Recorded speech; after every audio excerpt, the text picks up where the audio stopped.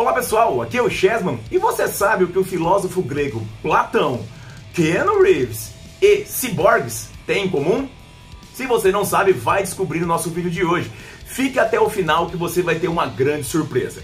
Bom, meus amigos, como nós vimos ali, está voltando a pauta o filme Matrix, não é verdade? O filme Matrix, o filme original de 1999. Nesse filme, nós temos ali uma ideia onde os seres humanos estão presos em uma simulação feita por computador. As máquinas precisam, depois de uma guerra que aconteceu, da energia gerada pelo corpo humano para se manterem vivas.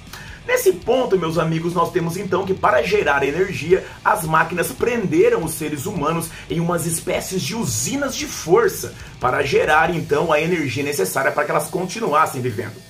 Só que os seres humanos, galera, eles tinham que continuar acreditando que estavam tendo uma vida normal.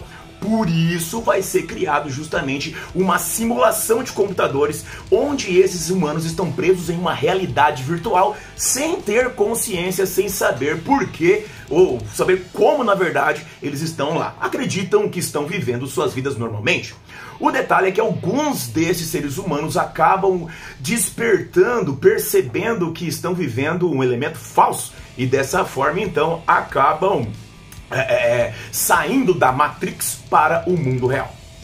Essa premissa, meus amigos, ela tem tudo a ver com uma das coisas mais que intrigam a humanidade, que é o próprio questionamento da realidade. Galera, esse tipo de questionamento que busca descobrir o que a realidade realmente é, o que é o real, até uma coisa que o próprio personagem do Matrix, né, o Morpheus pergunta para o Keanu Reeves, pergunta para o Neo. O que é o real? Real é aquilo que você vê, aquilo que você sente? Real é somente isso? O que é real? Nesse ponto, o que a Matrix tem a ver com Platão?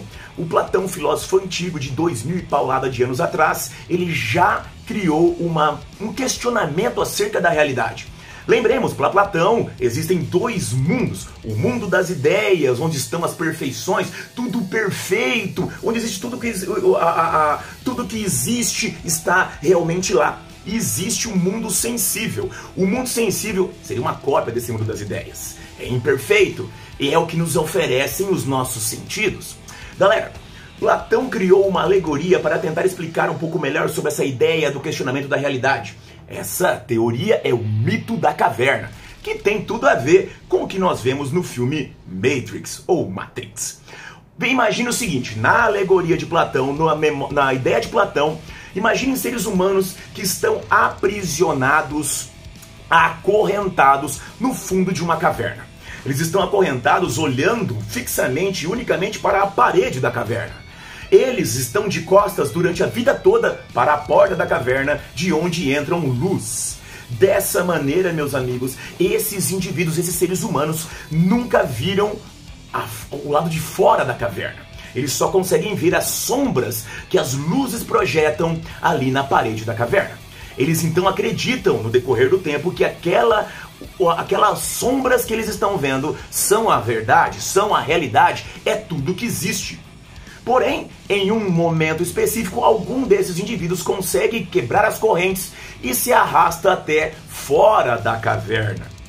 Quando isso acontece, ele vê que a realidade é muito mais do que aquilo que ele acreditava, que aquelas pedras, aquelas reais sombras, são nada além do que cópias imperfeitas da realidade. O detalhe que Platão ainda complementa é que quando esse indivíduo tenta voltar para a caverna para libertar os seus irmãos, esses irmãos não irão acreditar, eles não estão preparados para uma revelação como essa. Irão lutar, irão defender a ilusão.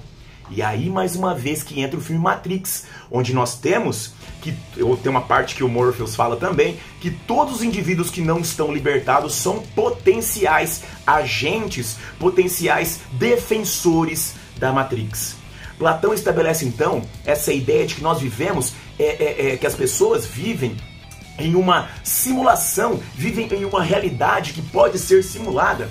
Nesse quesito, o mito da caverna é utilizado pelos diretores, os Wachowski, para poder criar essa alegoria.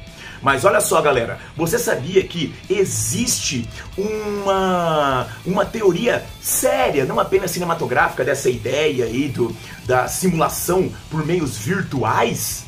Nós temos um filósofo que em 2003 lançou um texto chamado The Simulation Argument, que ele explica como que poderia haver uma alta probabilidade de que nós, seres humanos, estejamos vivendo dentro de uma realidade simulada. Ele estabelece 3 parâmetros para tentar explicar essa questão. 3 ideias. Na primeira ideia, ele estabelece que existem poucas capacidades humanas de realizar uma realidade virtual. Isso é uma teoria, que ele diz que é pouco provável esse tipo de coisa. Existe uma outra teoria que diz que as inteligências que conseguiram chegar nessa capacidade de simulação não têm interesse em fazer essa simulação. E a terceira, que ele acredita ser a mais provável, é que as civilizações que estão no nível de inteligência, que ele chama de superinteligência, e em alto nível, seriam capazes de criar essa simulação e que quem estaria dentro dela não saberia que isso acontece.